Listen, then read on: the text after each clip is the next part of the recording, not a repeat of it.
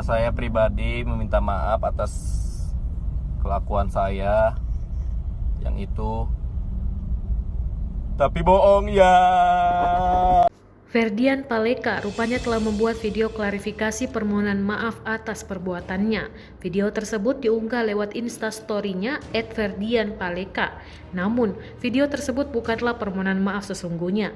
Dalam video unggahan @lambetura, Ferdian mengatakan, "Saya pribadi mau minta maaf atas kelakuan saya yang itu, tapi bohong ya," katanya. Hal ini sontak membuat netizen semakin geram. Diketahui sebelumnya, perbuatan tak terpuji dilakukan YouTuber Ferdian Paleka yang melakukan prank atau bercandaan yang berlebihan terhadap sejumlah orang.